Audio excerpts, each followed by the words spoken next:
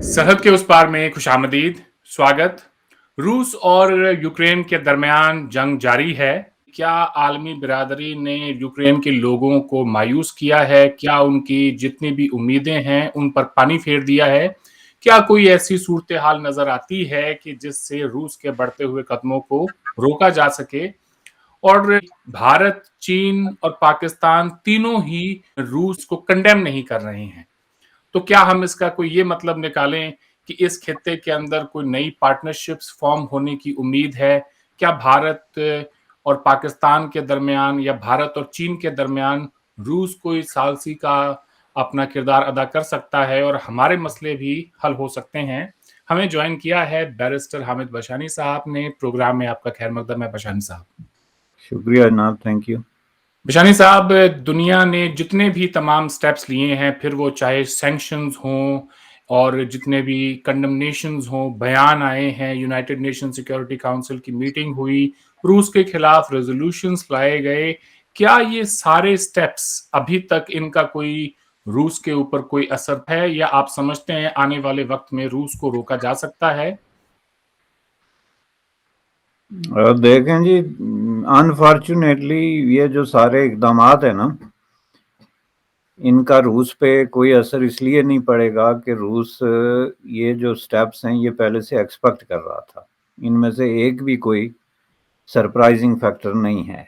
Definitely जब रूसियों ने ये तय किया कि हमने हमला करना है और it was a big decision obviously, तो उन्होंने दो चीज़ें ये बहरहाल क्लियरली देखी हैं नाप तोल के। एक तो ये कि हम पे जो है वो पाबंदियाँ लगेंगी, जो सैंक्शंस हैं, और दूसरा ये है कि ये इस तरह के जो लीगल फोरम्स हैं इंटरनेशनल, जो है वो सिक्योरिटी काउंसिल है, जनरल असम्बली है, या ह्यूमन राइट्स के फोरम्स हैं, या जो भी प्रेशर फोरम्स हैं, उन पे ज़ाहिर है एक कैंपेन चलेगी। इनमें से कोई चीज़ भी ना तो नहीं है, ना ऐसी है कि जिसके नतायज अनप्रिडिक्टेबल हों। और ज़ाहिर है रूस के लिए ये एहसास करना कोई बड़ी बात नहीं थी कि वो पाबंदियों की स्केल क्या होगी। ज़ाहिर है जहाँ तक मैं समझता हूँ उन्होंने मैक्सिमम उसमें किया होगा।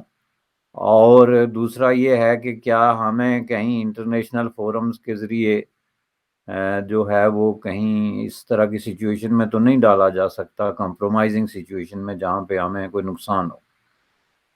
तो ये दोनों चीज़ें जो हैं ये सामने रखते हुए आप दो चीज़ें याद रखेंगे। एक तो ये है कि जो सैंक्शंस की बात है उसमें सबसे ज़्यादा जो मुतासरा शख्स है वो खुद जो है वो व्लादिमीर पुतिन है, तो उसके बाद रशिया है।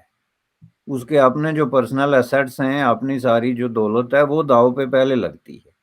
और बहुत सारे मुल्क ऐसे हैं जिन्होंने सिर्फ उस पर पाबंदी लगाई है, या उसके लेफ्टिनेंट्स पे, या उसके असिस्टेंट्स पे, या जो उसके करीब लोग हैं।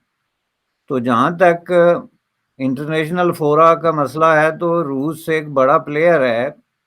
ज़ाहिर है पुतिन कोई नया आदमी नहीं है। केजीबी 80s में 70s में वो केजीबी में था, तो उस वक्त जितने इंटरनेशनल फोरम्स हैं, जो प्रोसीडिंग्स हुई हैं, वो लॉ ग्रेजुएट है, तो वो इन सब चीज़ों को समझता है। और उसके मशीर भी समझते हैं। एक मुल्क जो वीटो पावर रखता है सिक्योरिटी काउंसिल में, तो उसके खिलाफ अब क्या कर सकते हैं। जनरल असम्बली की तो या किसी और फोरम की तो कोई हैसियत है नहीं। अगर किसी फोरम की हैसियत है तो सिक्योरिटी काउंसिल है, जिसके पास कुछ ऐसे हथियार हैं जिसमें बाइंडिंग रेजोल्यूशंस हैं जिनके ज़रिए आप किसी भी मुल्क को दीवार से लगा सकते हैं। तो वो उन्हें नहीं देंगे, क्योंकि उनके पास खुद ही वीटो करने की पावर है। इस सिलसिले में किसी पे डिपेंड नहीं करते। तो इन दो चीज़ों की मौजूदगी में अगर आप मुझसे पूछें कि ये रूस का कुछ बिगाड़ देंगे, तो मैं समझता हूँ कि ये यूक्रेनियन पीपल के साथ है ना एक और धोखा है। एक धोखा तो ऑलरेडी हो गया ना, कि उनको बहुत ज़्यादा इन्फ्लेट कर दिया गया, फूंक भरी गई कि जी हम आपके पीछे खड़े हैं। जिस तरह पाकिस्तान जो है वो कश्मीर के पीछे खड़ा है, ये बात मैंने पहले दिन कही थी, तो ये अब काफ़ी सोशल मीडिया पे इधर उधर डिस्कस हो रही है कि ये बिल्कुल इसी तरह है कि हम आपके पीछे खड़े हैं, लेकिन इतने दूर और बाहिफाजत खड़े हैं कि कर कुछ नहीं सकते, लेकिन खड़े हैं और खड़े रहेंगे। रूस के एज वी स्पीक इस वक्त टैंक जो हैं वो कोई 40 माइल का एरिया जो है रूसी फौजों का 40 माइल इतना लंबा काफिला है जी उनका। काफिला लेके तो वो कीव की तरफ रवाना हैं, और इसको क्या कहते हैं, रियलिटी ऑन ग्राउंड। दूसरी तरफ सिर्फ बातें हैं कि हम ये कर देंगे वो कर देंगे, फ्यूचर टेंस इस्तेमाल हो रहा है। और करने का सबसे बड़ा तरीका उन्होंने ये निकाला कि यूक्रेन को यूरोपियन यूनियन में शामिल करें, और उसके बाद आप रिटेलिएट करने की पोजीशन में आ जाते हैं चूंकि यूरोपियन यूनियन का हिस्सा है। This is like a joke. This is legally speaking, as a lawyer, it's, I have never seen a better joke then that, कि आप उसको पहले शामिल करें और फिर कहेंगे जी हम रिटेलिएट कर रहे हैं। What is this? ये दुनिया को बच्चों का ग्राउंड है, कोई प्राइमरी स्कूल के बच्चों का, कि आप इस तरह की हरकत करेंगे तो आप कहेंगे कि आप यूक्रेनियन पीपल की हमारे, अब देखें वो already almost more than 500,000 displace हो गए हैं। 500,000 कोई मामूली तादाद नहीं होती वहाँ पे। अब ये 2 शहरों पे फौजें चढ़ रही हैं, ये सब कुछ जो कुछ रूस कर रहा है डेफिनेटली सब कंडेमेबल है और गलत है।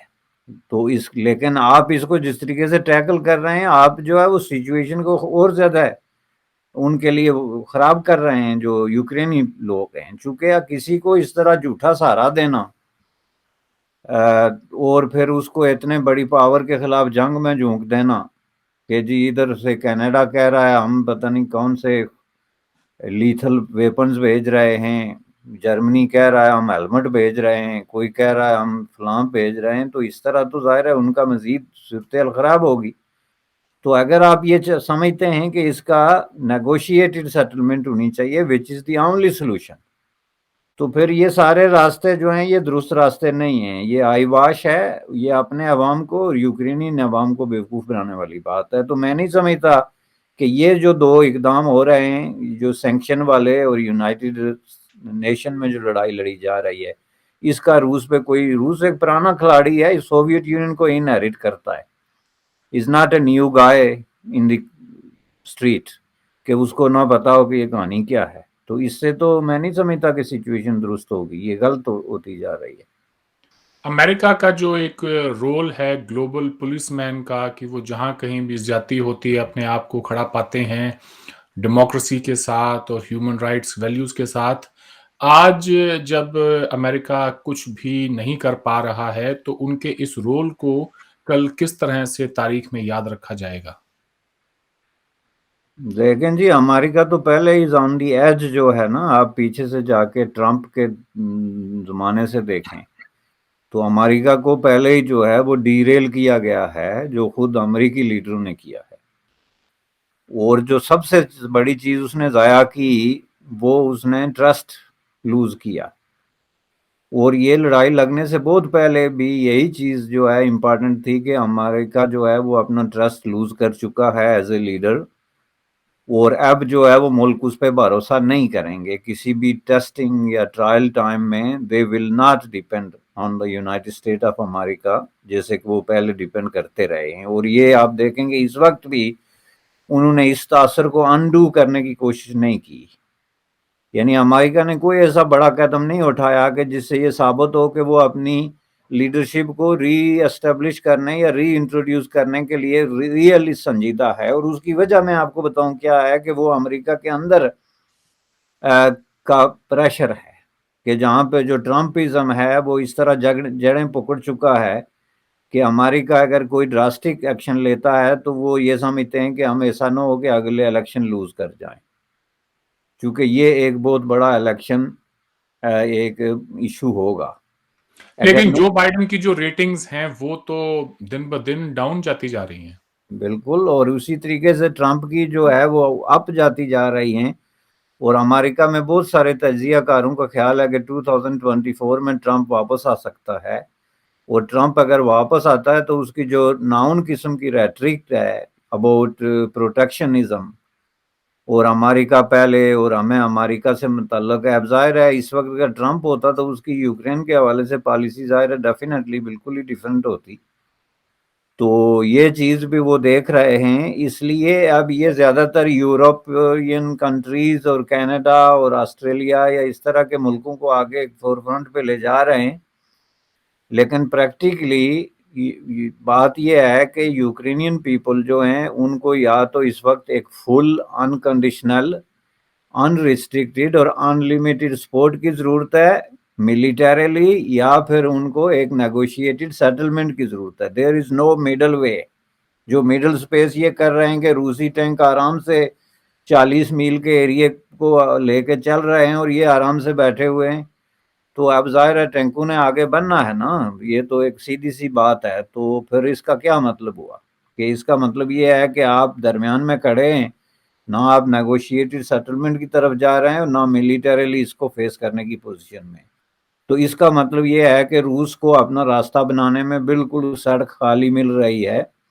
اس کو کسی قسم کی خاص ریزسٹنس کی بات، جہاں تک یہ کہتے ہیں یوکرین کو اتنے ہم نے اسلحہ دے دیا فلان دے دیا، وہ تو کوئی مقابلہ ہی نہیں بنتا. آپ ملیٹریلی اس کو ذرا ایسس کر کے دیکھیں، کہاں جو روس کی فوجیں اور کہاں یوکرین کی فوج، کتنا ایک اسلحہ دے دیں گے اس کو، رچلائے گا کون؟ اب یہ تو ان کو اندھیرے میں دھکیل کے مروانے والی بات کر رہے ہیں. صحیح. اب آتے ہیں ہمارے اپنے خطے کے اندر بشانی صاحب. ایسا بہت کم ہوتا ہے کہ بھارت، پاکستان اور چین کسی ایشو کو لے کر ایک ہی پیج پر ہوں. دیکھنے میں اب ایسا لگ رہا ہے کہ تینوں کے تینوں ملک جو ہیں وہ روس کی طرفداری کر رہے ہیں. اف ناٹ ڈائریکٹلی انڈائریکٹلی تو ایسا ہی نظر آتا ہے، بیکاز کوئی کنڈیم کرنے کو تیار نہیں ہے، کوئی جو ہے ان کے خلاف یو این سیکیورٹی کاؤنسل میں ووٹ دینے کے لیے تیار نہیں ہے. بھارت اور چین تو کم سے کم جن کا بھی ووٹ ہے. پاکستان کے اوپر بھی میں خبر پڑھ رہا تھا، دباؤ بنایا جا رہا ہے کہ وہ روس کو کنڈیم کرے ان کے ایکشنز کو. تو آپ کا کیا خیال ہے؟ کیا کوئی آنے والے وقت میں ایسی صورتحال بن سکتی ہے کہ روس، جو کہ ہم تینوں کا بھی چہیتا بنا ہوا ہے، ہم تینوں کی اس کے اوپر کوئی نہ کوئی ڈیپینڈنس ہے، not so much for Pakistan, مگر پاکستان بھی چاہ رہا ہے کہ وہ ویسٹ سے تھوڑی جان چھڑائے، and they are also looking towards east. تو کیا روس ہمارے تعلقات بہتر کرنے میں کوئی کردار ادا کر سکتا ہے؟ اور کیا اس خطے میں کل کو ہم روس، بھارت، چین اور پاکستان کے درمیان کوئی نیا کوڈ بنتا ہوا دیکھ سکتے ہیں؟ میں ٹائمز آف انڈیا میں اسی کے متعلق ایک آرٹیکل پڑھ رہا تھا. جی یہ بڑا اچھا سوال ہے جی، اور ویری کمپلیکیٹڈ ہے. بات یہ ہے کہ تینوں ایک پیج میں ہیں، لیکن تینوں کی ریزنز اپنی اپنی ہیں. ٹرو. اگر ان کی ریزن ایک ہوں تو پھر ایک پیج پہ ہوں تو پھر اس طرح کی ہوپ کریٹ کی جا سکتی ہے. جہاں تک یہ ان سارے ملکوں کا میں ٹریک ریکارڈ دیکھتا ہوں ہسٹوریکلی، تو یہ کوئی نئی چیز نہیں ہے. ایسے جو ہے وہ کریٹیکل، کروشل اور جو فیصلہ کن قسم کے موومنٹ یا ڈیسیجنز کا ٹائم بہت دفعہ آیا ہسٹری میں. اور ایسے ہی لگتا تھا جیسے آپ کو اس وقت لگ رہا ہے کہ جب ایک ایکسائٹمنٹ آ جاتی ہے کہ نہیں جی ایسا تو نہیں، ایسا، that is very positive way of thinking. لیکن حقیقت جو ہے وہ بالکل اس کے برعکس ہے. یہ آپ کولڈ وار کے دوران دیکھیں کہ کئی دفعہ ایسا موقع بھی آیا کہ امریکہ اور روس دونوں نے مل کے تو پاکستان اور بھارت کو بہت زیادہ فورس کیا، بلکہ انتہا حد تک انسسٹ کیا کہ جی آپ آپس میں سمجھوتا کر لیں. آپ کسی، خصوصاً جب چین کا نیا نیا چیئرمین ماؤ کا فیکٹر ایمرج ہو رہا تھا، جس کو وہ چینی کمیونسٹ ڈینجر کہتے تھے، تو اس کے خلاف جو ہے وہ روس اور چین اکٹھے ہو گئے تھے. روس اور امریکہ اس وقت جو انہوں نے امریکی صدر نے دورہ کیا تھا، تو وہ آپ دیکھ لیں، اس ایسے لمحے آئے تھے جب کوئی سوچ بھی نہیں سکتا تھا کہ پاکستان اور انڈیا اپنی دشمنی کو برقرار رکھ سکتے ہیں، چونکہ اتنا بڑا پریشر ہے انٹرنیشنل کہ ان کے درمیان سمجھوتا کرایا جائے. اور اس کے لیے 20 تجویزیں تھی، اس میں جوائنٹ ڈیفنس کے بھی تجویزیں آئی، اس میں ملیٹرائزیشن کی، اس میں ہر طرح کی مدد کی، ہر طرح کی. لیکن یہ دشمنی جو ہے یہ اس کی بھی اپنی وجہ ہے ان کی، جو یہ کسی کے کہنے پہ ختم نہیں کر سکتے. یہ میں آپ کو بتا دوں، یہ اندر سے ختم ہوگی دونوں انڈیا اور پاکستان کے، جب ان کو وجہ جو ہے وہ ریکنسیڈر کرنی پڑے گی. اور یہ اس وقت جو انڈیا کا مسئلہ ہے، انڈیا جو ظاہر ہے آپ کو بھی پتا ہے، مجھے بھی پتا ہے کہ کیوں نہیں روس کی مذمت کر سکتا. حالانکہ انڈائریکٹلی اس نے تھوڑی سی کی کہ یہ کہنا کہ جی انٹرنیشنل لا اور انٹرنیشنل جو ہے نارمز کا خیال رکھا جانا چاہیے، تو دیٹ مینز کہ روس کو اس طرح کا ایگریشن نہیں کرنا چاہیے تھا، لیکن یہ بہت ہی ایک لے بیک قسم کی ایک سمجھ لیں کہ وہ چیز ہو گئی. لیکن ظاہر ہے کہ انڈیا کی جو ریلیشن شپ ہے وہ میں نے پہلے بھی کہا تھا اسی پروگرام میں کہ وہ کوئی اکنامک نہیں ہے، وہ اسٹریٹجک ہے روس کے ساتھ. روس سے انڈیا نے بہت زیادہ اسلحہ لیا ہوا ہے، اور اسلحہ آپ جب کسی ملک سے لیتے ہیں تو اس کو ایک دم آپ وہ نہیں کر سکتے، چونکہ اسلحہ چیز ایک ایسی ہے کہ اس کو پھر اسپیئر پارٹس کی ضرورت ہوتی ہے، ٹیکنالوجی نو ہو اس کی کئی ضرورتیں ہوتی ہیں جو آپ نے پہلے ہی پیسے دے کے خرید لیا. اب یہ وارڈ کا تو نہیں ہے نا کہ کینیڈا نے اپنے شیلفوں سے اٹھا لیا، حالانکہ انہوں نے پہلے پیمنٹ کی ہوئی تھی.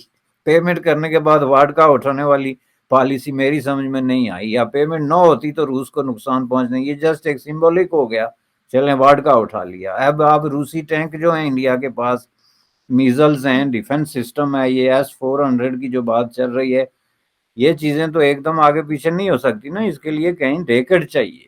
جب آپ ڈیپینڈ کرتے ہیں اسٹریٹجکلی ایک پاور پہ اور آپ اس کو شفٹ کرنا چاہتے ہیں، اس طرح چین جو ہے اس کو اپنی مستقبل نظر آ رہا ہے. یوکرین کی پکچر میں اس کو تائیوان اور ہانگ کانگ نظر آ رہے ہیں، اس کو اپنی چیزیں، اس لیے وہ روس کی مذمت نہیں کر سکتا. پاکستان اس لیے نہیں کر سکتا کہ پاکستان کی ایک نیو فاؤنڈ قسم کی ایکسائٹمنٹ ہے کہ ہم غیر جانبدار ملک ہیں جی، ہم نہ کسی کی مذمت کریں نہ کسی کے ساتھ ہیں. انہوں نے یہ پالیسی ڈکلیئر کر دی کہ کوئی بھی لڑائی لگے گی ہم غیر جانبدار ہوں گے. اب یہ is yet to be seen جس کو کہتے ہیں کہ کیا اس پہ عمل بھی کر سکیں گے. لیکن فی الحال جو پرائم منسٹر عمران خان کا سٹینڈ ہے وہ یہ ہے کہ ہم اس کی اس لیے مذمت نہیں کرتے کہ ہم کیوں کریں جی. حالانکہ غیر جانبداری کا مطلب یہ نہیں ہوتا کہ آپ جو غلط ایکشن ہے کسی ملک کا، ایگریشن ہے نیکڈ قسم کا، اس کو بھی مذمت نہ کریں. دیٹس ناٹ اے غیر جانبداری، وہ ایک منافقت کی شکل بن جاتی ہے.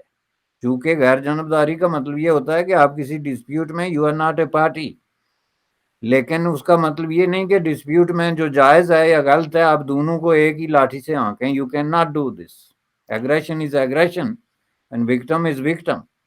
تو یہ چیزیں خیر ان کو تجربے میں پتہ چلے گا کہ یہ اس کے لیے ایک انٹرنیشنل اوپینین بنتی ہے. اگر یوکرینین جو ہیں وہ وکٹمائز ہوتے ہیں، روس ایز اے ایگریسر انٹروڈیوس ہوتا ہے انٹرنیشنل ارینا میں، تو اس میں آپ یہ نہیں کہہ سکتے کہ ہم غیر جانبدار ہیں. You have to stand with some one.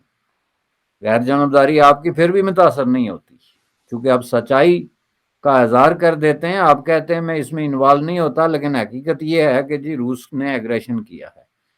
وہ تو ایک اخلاقی اور بہت زیادہ ڈیٹیل ڈسکشن ہے، لیکن نٹ شل یہ ہے کہ کیا اس کی وجہ سے روس جو ہے وہ کوئی ایسی چیز کریٹ کرے گا. دیکھیں کامن گولز کی بات کی ہے آپ نے دوسرے الفاظ میں، جب ان سب کے کامن گولز بن جاتے ہیں تو that could be a compelling reason جو اپنے اختلافات کو اگنور کر کے ممکن ہے آپ کوئی راستے نکالیں. تو اس کی وجہ سے ممکن ہے ان کے درمیان ایک نیگوشیشن کا راستہ نکل جائے ٹو سٹارٹ وتھ. لیکن اس سے کوئی میریکل یا کوئی معجزاتی رزلٹ جو ہے وہ میں نہیں سمجھتا. میں سمجھتا ہوں کہ یہ جب تک آپس میں ڈائریکٹ جو ہے بات نہیں کرتے، یہ پہلے سوویت یونین نے اس طرح کی ٹرائی کی تھی. یہ آپ کے دو بڑے معاہدے ہمارے جو انڈیا پاکستان کے ہوئے ہیں، ٹاپ ناچ تاشقند اور شملہ، یہ دونوں میں سوویت یونین کا کردار تھا. یہ آپ اس وقت کے ڈاکومنٹ دیکھ لیں، سول فیکٹر سوویت یونین تھا، اور اس میں انہوں نے ان کو کہتا کہ بازو مروڑ کے تو ان کو ٹیبل پہ بٹھایا تھا. لیکن دیٹ واز سوویت یونین. روس جو ہے وہ ظاہر ہے اس سٹیچر کا نہیں ہے، اور پوٹین اس سٹیچر کا نہیں ہے کہ اس کو اتنا بڑا وہ سمجھ لیا جائے کہ اس کا اپنا ایک انفلوئنس ہے. تو میں سمجھتا ہوں کہ یہ کام ہو سکتا ہے کہ ان کو وہ ایک نیگوشیٹڈ راستے پہ ڈال دیں سیٹلمنٹ کے، کہ چلیں جی آپ لوگ بات کریں، کچھ اوپننگ کریں، لیکن اس سے کسی بڑے نتائج کی توقع جو ہے وہ میں نہیں سمجھتا کہ رکھنی چاہیے. خطے میں امن آئے یہ چین کی بھی خواہش ہوگی. وہ بھی آگے اپنے بیلٹ اینڈ روڈ انیشیٹو کو بڑھانا چاہیں گے، اور بھارت بھی امن چاہتا ہے. روس ایک بڑا ملک ہے، تو اگر تین بڑے ملک آپس میں اگر ان کے درمیان کوئی اچھی بات ہوتی ہے تو پاکستان کو آن بورڈ لینا کتنا مشکل ہے؟ دیکھیں جی، یہ جو راستہ ہے نا، یہ اس کو ہم سب اس بات پہ متفق ہیں کہ یہ سینچری جو ہے ایشیا کی سینچری ہے، سینچری آف دی ایسٹ، اور اس میں یہاں بہت بڑا کچھ ہونے والا ہے جس میں سب کو اپنا اپنا حصہ وصول کرنا چاہیے. اور اگر اس اسپرٹ کی بنیاد پہ اگر یہ کیا جائے تو میں سمجھتا ہوں کہ کوئی اتنی بڑی بات نہیں ہے. پاکستان کی اس وقت جو پوزیشن ہے نا وہ ہے it's floating in the troubled water. Pakistan کی کشتی ڈگمگا رہی ہے، تو اس کو ایک بہت بڑے سہارے کی، اینکر کی ایک سہارے کی ضرورت ہے. اور وہ میں سمجھتا ہوں کہ اس طرح کا اگر اس کو سہارا دیا جائے، اور یہ تینوں ملک جو ہیں ان کی اتنی بڑی پاپولیشن ہے، قوت ہے، فیوچر ہے، اس کو اگر ریئلائز کریں اور یہ سمجھیں کہ ہم آپس میں لڑکے تو کیوں جا کے تیسری قوتوں کو یہاں پہ داخل ہونے کی موقع دیتے ہیں، اور کیوں ان کی جی حضوری کرنی پڑتی ہے، اور کیوں ان کی ایک طرح کی سمجھ لیں کہ غلامی کرنی پڑتی ہے بعض حالات میں، جیسے کہ پاکستان نے مشرف نے کیا تھا کہ مشرف کو وہ تھوڑی سی بات بتاتے تھے تو وہ جمپ لگا کے اس سے 10 گنا زیادہ پروو کرنے کی کوشش کرتا تھا.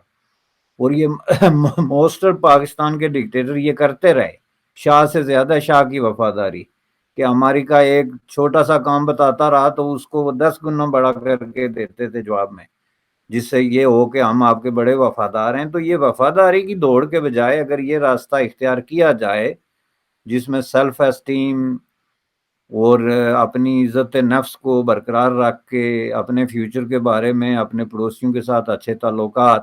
لیکن ہمارے ہاں مینٹلٹی یہ ہے نا، ایک لطیفہ وہ پہاڑی میں مشہور ہے کہ ایک آدمی جو ہے وہ کہیں اڈے پہ کھڑا تھا تو ڈرائیور کی منتیں کر رہا تھا، تو کسی نے اس سے کہا، تو اس نے کہا کہ میں بھائی سے پیسے مانگنے کے بجائے ڈرائیور کی ٹھوڑی پکڑ لوں گا، ٹھوڑی پکڑ کے یعنی اس کو ریکویسٹ کروں گا کہ مجھے مفت لے جاؤ. اب یہ ہماری مینٹلٹی ہو گئی، ہم گھوم پھر کے جا کے واشنگٹن پہ دروازے پہ ناک کرتے ہیں، پیسے بھی دو، اسلحہ بھی دو، فوجی مدد بھی دو، اور انٹرنیشنل جو پالیٹکس ہے اس میں ہماری سائڈ بھی لو. تو اس سے اگر نکلنے کی کوئی سبیل نکلتی ہے، کوئی طریقہ نکلتا ہے، تو میں سمجھتا ہوں کہ that would be a good thing.